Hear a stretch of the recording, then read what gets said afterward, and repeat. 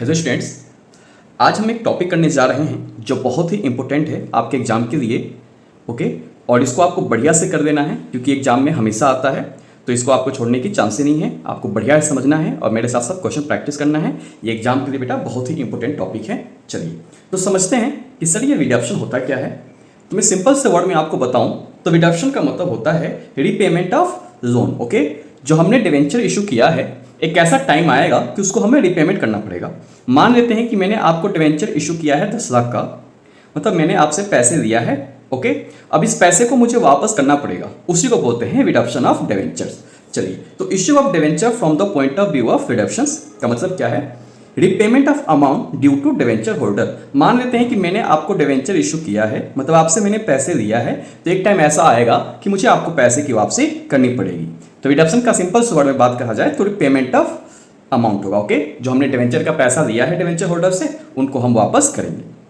चलिए, debenture issued at par premium at discount. Debenture को हम इशू कर सकते हैं पार पे, प्रीमियम पे और डिस्काउंट पे। ओके, अगर मैं डिवेंचर इशू की बात करूं तो ये 3 तरीके से कर सकते हैं, एट पार पे, एट प्रीमियम पे और एट बेटा डिस्काउंट पे। क्लियर? लेकिन redeemable at par and this premium only. लेकिन रिडीमेबल की बात होगा, रिडीमेबल मतलब रिपेमेंट की बात होगा, तो सिर्फ हम 2 ही पे कर सकते हैं, पार पे और एक प्रीमियम पे। मतलब डिस्काउंट पे हम रिपेमेंट नहीं करते, मतलब रिडक्शन नहीं करते। क्लियर? चलिए तो बात करते हैं इससे। रिडक्शन का मतलब होता है रिपेमेंट ऑफ अमाउंट। ओके, जो हमने डिवेंचर होल्डर से जो पैसे लिया है उनको हम वापस करेंगे, उसको कहेंगे रिडक्शन। रिडक्शन सिर्फ पार और प्रीमियम पे हो सकता है, डिस्काउंट पे नहीं हो सकता। जबकि हमने इशू डिस्काउंट पे भी किया था, पार पे भी किया था, प्रीमियम पे किया था। लेकिन रिडक्शन हमेशा पार और प्रीमियम पे होगा, डिस्काउंट पे नहीं होता है। चलिए तो अब चलते हैं कि सर कितने तरीके से हम पैसे की रिडक्शन कर सकते हैं। तो हमारे पास 6 केसेस हैं। ओके, कितने तरीके से केस है सर? 6 केस है। हम पैसे की वापसी कुछ इस तरीके से कर सकते हैं। कब? पहला केस क्या था? इशू एट पार और रिडक्शन एट पार। आपने पार पे इशू किया था और रिडक्शन पे किस पे किया बेटा? आपने पार पे किया। चलिए, सेकंड केस क्या हो सकता है? इशू किया है एट डिस्काउंट पे, रिडक्शन किया है आपने एट पार पे। क्लियर? कहना का मतलब है सर कि आपने इशू किया है डिस्काउंट पे, मान लेते हैं 90 पे, अगर हमारी फेस वैल्यू 100 की है तो हम मान लेते हैं 90 पे हमने इशू किया और रिडक्शन हमने 100 पे किया। ओके, यहाँ फेस वैल्यू हम 100 लेते हैं, तो 100 से ही कंपेयर करके दिखाता हूँ मैं आपको। पहला केस है कि पार पे आपने इशू किया, मतलब 100 पे इशू किया और आपने 100 पे ही रिडक्शन किया। सेकेंड केस है कि डिस्काउंट पे आपने इशू किया और रिडक्शन आपने पार पे किया। जैसे कि डिस्काउंट पे आपने इशू किया तो 90 और पार पे किया तो आपने 100। चलिए, सेकंड केस क्या हो सकता है? थर्ड केस क्या हो सकता है सर? प्रीमियम। आपने प्रीमियम पे इशू किया, मतलब फेस वैल्यू से ज्यादा पे, मान लेते हैं 110, और आपने वापसी किया है पार पे, मतलब 100 पे। ओके, तो ये हमारा थर्ड केस। पहला केस 100 पे दिया, 100 पे दिया, मतलब पार और पार। सेकंड केस कम पे दिया, पार पे दिया। ओके, डिस्काउंट और पार। थर्ड है प्रीमियम, हमने लिया था सर प्रीमियम पे और रिडक्शन करेंगे हम पार पे। चलिए, फोर्थ केस क्या है कि हमने पार पे इशू किया है, मतलब 100 पे, और वापसी करेंगे प्रीमियम पे। प्रीमियम मतलब फेस वैल्यू से एक्स्ट्रा पे, मान लेते हैं 110 पे। तो ये हमारा फोर्थ केस हुआ। चलिए बात करते हैं फिफ्थ केस का। तो हमने इशू किया है सर 90 पे, मतलब डिस्काउंट पे। ओके, और वापसी करना है हमें कितने पे? 110 पे, मतलब प्रीमियम पे। क्लियर? डिस्काउंट। पांचवा केस कि हमने डिस्काउंट पे इशू किया, मतलब 90 पे, फेस वैल्यू से कम पे, और हमने रिडीम किया है प्रीमियम पे, मतलब फेस वैल्यू से ज्यादा पे। ये हमारी फिफ्थ केस है। चलिए बात करते हैं सिक्स केस का।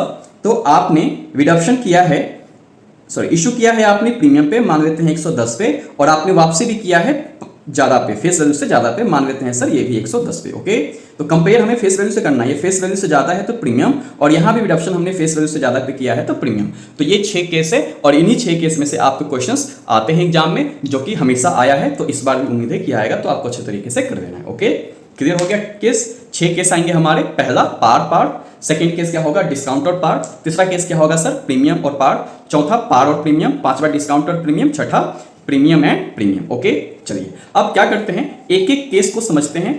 ओके, और इसके साथ साथ प्रैक्टिस भी करते हैं क्वेश्चंस की। चलिए, तो केस नंबर फर्स्ट हमारा क्या रहेगा? When debenture issued at par and reduction at par. जब हमने डिवेंचर पार पे किया होगा इशू, और रिडक्शन भी क्या किया होगा सर? पार पे किया होगा। चलिए, तो आप मेरे साथ साथ समझिए और देखिए। चलिए, तो पहले केस में क्या होगा, पहले प्रोविजन देख लेते हैं। तो when debenture issued at par, जब हमने डिवेंचर पार पे इशू किया है, और रिडक्शन भी कैसे किया है सर? पार पे किया है। ओके, चलिए, तो पहली एंट्री क्या होगा हमारा? Bank account debit to debenture application and allotment account. Okay, चलिए लमसम में है तो हम एप्लीकेशन और अलॉटमेंट एक साथ करते हैं। चलिए तो bank account debit to debenture application and allotment account with application money, और सेकेंड एंट्री क्या होगा हमारा, debenture application and allotment account debit to debentures account, okay, with nominal value.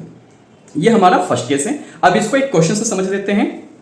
तो blue limited issued 10,000 8% debenture of 100 each. Blue limited जो है उन्होंने 10,000 8% वाला debenture 100 का इशू किया है, payable applications and redeemable at par after 10 years. Okay, हमने इसको रिडीमेबल कर दिया आफ्टर 10 ईयर्स में। आपको पास जर्नल एंट्री करना है for issue of debenture in the books of blue limited. आपको क्या करना है बच्चों, जर्नल एंट्री पास करना है ब्लू लिमिटेड के बुक्स में। समझ में आया क्वेश्चन कि ब्लू लिमिटेड ने 10,000 डिवेंचर इशू किया है 100 का, ओके, और रिडीमेबल किया है आपने पार पे। ध्यान देना, पार पे आपने इशू किया है और रिडीमेबल भी किस पे किया है, आपने पार पे किया है। तो ये रहा हमारे सामने प्रोविजन, इसी में करके दिखाता हूं मैं आपको। चलिए, तो ब्लू लिमिटेड ने 10,000 डिवेंचर इशू किया, वो भी पार पे।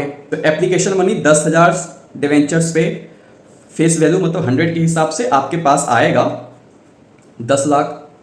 क्लियर, 10 लाख। चलिए सेकेंड एंट्री क्या होगा, डिवेंचर एप्लीकेशन एंड अलॉटमेंट, जो कि आपने ऊपर लिखा है 10 लैक्स, दिखा देते हैं। चलिए 2% डिवेंचर, हमने कितना परसेंट डिवेंचर इशू किया है, 8%।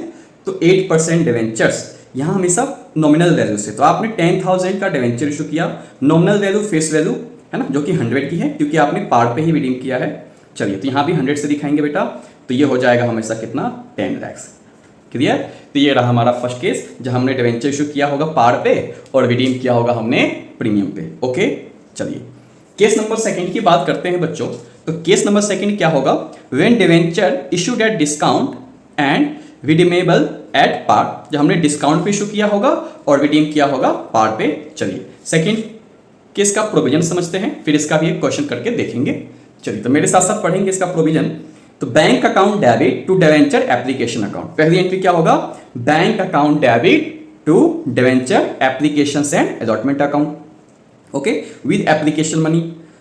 बात करते हैं इसकी सेकंड एंट्री का। तो डिवेंचर एप्लीकेशन अकाउंट डेबिट, हमने डिस्काउंट पे इशू किया है, इसे डिस्काउंट हो जाएगा debit, discount on issue of debenture account debit 2% debenture account. Clear, चलिए अब समझते हैं क्वेश्चन से और प्रैक्टिस करते हैं इसकी। Red limited issued 8,009% debentures of 100 each at a discount 5%। Okay, red limited जो है उन्होंने 8,000 डिवेंचर इशू किया है 9% वाले 100 का एट अ डिस्काउंट 5%। चलिए तो मैं आपको एक्सप्लेन करके दिखाऊं।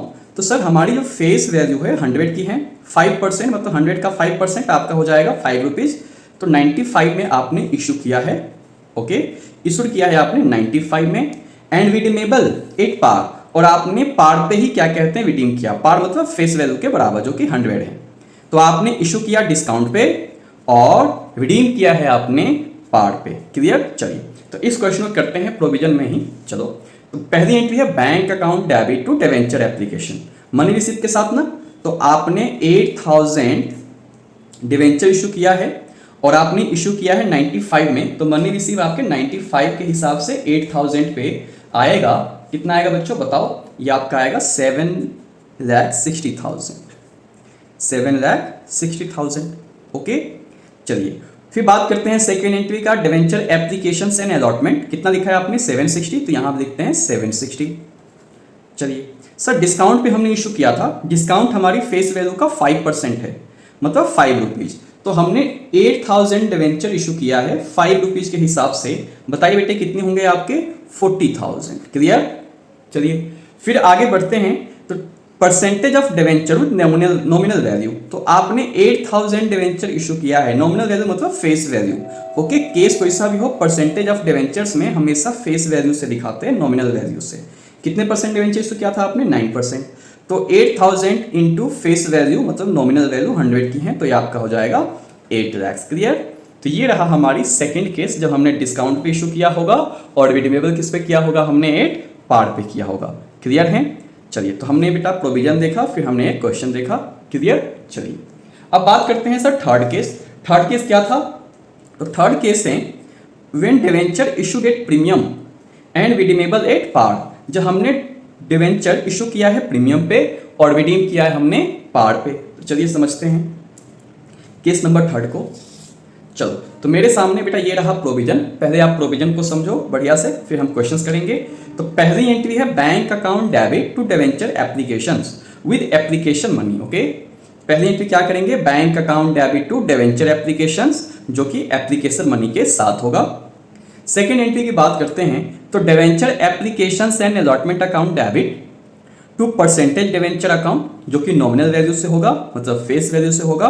और आपने प्रीमियम इशू किया होगा तो सिक्योरिटी प्रीमियम अकाउंट में जाएगा विद प्रीमियम। ओके, कौन सा प्रीमियम, जब आपने क्या होगा इशू उसको। ओके, तो मैं यहां पे देता हूं ऑन इशू।